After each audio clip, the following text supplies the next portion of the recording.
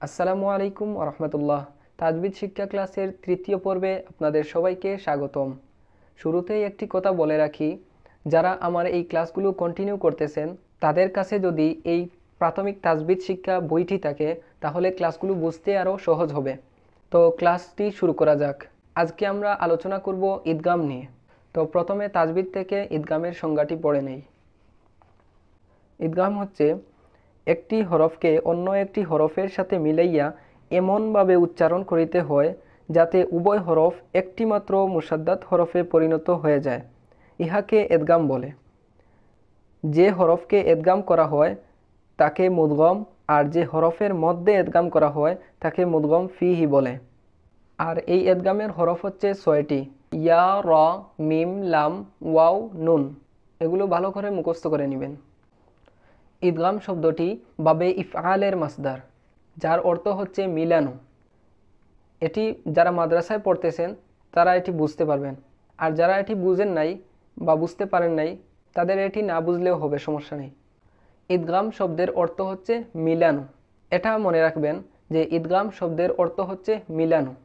এখন আমরা সহজভাবে ঈদগামের পরিচয় দিব যে একটি হরফকে অন্য একটি হরফের সাথে মিলানোকে ঈদগাম বলা হয়। যেটি আমরা বইয়ের মধ্যে পড়েছি যে একটি হরফকে অন্য একটি হরফের সাথে মিলাইয়া এমনভাবে উচ্চারণ করিতে হয় যাতে উভয় হরফ একটি মাত্র মুসদ্দত হরফে পরিণত হয়ে যায়। আর এই মুসদ্দত সম্পর্কে আমরা গত পর্বে জেনেছি। তাসদিদওয়ালা হরফকে হরফে মুসাদ্দাত বলা হয়। অর্থাৎ এখানে বলা হয়েছে যে যাতে উভয় হরফ একটি মাত্র মুসদ্দত হরফে পরিণত হয়ে যায়। ইনশাল্লাহ আজকের ক্লাসে আমরা ঈদগাম সম্পর্কে ভালো করে জানব। এখন আসুন ঈদগাম নিয়ে কিছু আলোচনা করি। এই ঈদগামের দুটি অংশ রয়েছে, একটি হচ্ছে মুদগম আর অপরটি হচ্ছে মুদগম ফিহি। এখন আমরা জানব মুদগম কাকে বলে। মুদগম হলো ইসমে মাফউলের সিগা, যার অর্থ হচ্ছে যাকে ঈদগাম করা হয় বা যাকে মিলানো হয়। আর এই মুদগম শব্দটি যে ইসমে মাফউলের সিগা, এটা আপনাদের সবার জানার প্রয়োজন নেই। যারা মাদ্রাসায় পড়তেছেন আশা করি তারা বুঝতেছেন, আপনারা শুধু বাংলাটা বুঝলেই হবে। তারপরে দেখেন মুদগম ফিহি। প্রথমে জানলাম মুদগম সম্পর্কে, এখন আমরা জানবো মুদগম ফিহি এর সম্পর্কে। এখানে দেখেন মুদগম ফিহি এর মধ্যে দুটি অংশ রয়েছে, একটি হচ্ছে মুদগম আর একটি হচ্ছে ফিহি। আমরা মুদগমের আলোচনা একটু আগে জানলাম, এখন জানবো ফিহি এর আলোচনা। এই ফিহি এর মধ্যে দুটি অংশ রয়েছে, একটি হচ্ছে ফি আর অপরটি হচ্ছে হি বা হা। যেটা হা জমিরটা, হাকে জমির বলা হয়। ইংরেজিতে যেভাবে হি সে, সি সে, দেই তারা, মি আমাকে, হিম তাকে, হার তাকে, এই যে প্রনাউনগুলা, আর এই প্রনাউন হচ্ছে এই হা জমিরটা। আরবিতে এই প্রনাউনকে দমির বলা হয়। এখন আসুন ফিহি এর অর্থ কি। ফি শব্দের অর্থ হচ্ছে মধ্যে। ফি শব্দের অর্থ হচ্ছে মধ্যে। এটা ভালো করে মুখস্থ করবেন, আপনারা ভালো করে জেনে রাখবেন। একটা জিনিস মনে রাখবেন, যখন অর্থসহ কোনো কিছু মুখস্থ করা হয় বা বোঝা হয় তা ভালো করে বোঝা যায়। আর যদি অর্থ ছাড়া মুখস্থ করা হয় তাহলে ওটা বেশি দিন থাকে না, সাধারণত এটা বেশি দিন থাকে না। আর যদি বুঝে বুঝে পড়া হয়, শুধু মুখস্থ না করে বুঝে বুঝে পড়া হয়, তখন এটা ভালো করে ব্রেইনে ক্যাচ করে এবং এটা সহজে আয়ত্ত হয়ে যায়। আমরা বুঝে বুঝে পড়ব এবং অর্থসহ যতটুকু আমরা কিছু কিছু আছে জায়গায় যেগুলা পরিভাষা ব্যবহার হয়, যেগুলার কোনো অর্থ করা যায় না। অনেক জায়গায় আছে যেগুলা অর্থ করা যায় বা অর্থসহ পড়লে আমাদের অনেক সহজ হবে।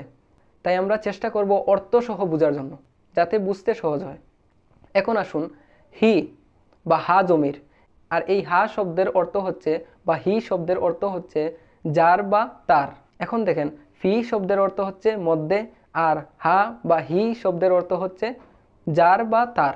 অর্থাৎ একসাথে যদি আমরা বলি ফি হি অর্থাৎ যার মধ্যে, ফি হি অর্থাৎ যার মধ্যে।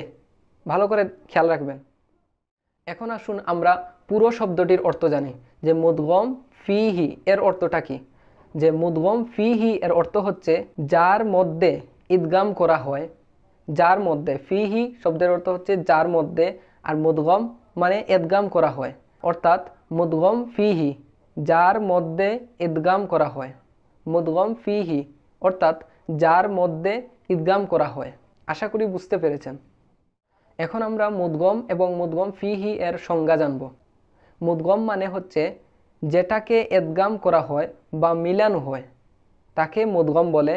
আর মুদগম ফিহি হচ্ছে যার মধ্যে এদগাম করা হয় বা মিলানো হয় তাকে মুদগম ফিহি বলে। উদাহরণস্বরূপ নুন সাকিন বা তানবিনকে মুদগম বলা হয় আর এদগামের হরফগুলোকে মুদগম ফিহি বলা হয়, কেননা নুন সাকিন বা তানবিনকে মিলানো হয় বা এদগাম করা হয়, এদগামের হরফগুলোর মধ্যে মিলানো হয় বা এদগাম করা হয়।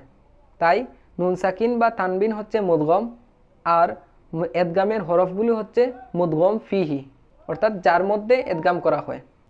আর ইদগাম হচ্ছে দুই প্রকার, প্রথমটি হচ্ছে ইদগামে মাল গুন্না আর দ্বিতীয়টি হচ্ছে ইদগামে বেলা গুন্না। ইনশাআল্লাহ আমরা ইদগামে মাল গুন্না এবং ইদগামে বেলা গুন্না সম্পর্কে আগামী পর্বে বিস্তারিত জানব। আজকে এই পর্যন্তই, ইনশাআল্লাহ আগামী পর্বে আবার দেখা হবে। সবাই ভালো থাকবেন, সুস্থ থাকবেন। আসসালামু আলাইকুম ওয়া রাহমাতুল্লাহ।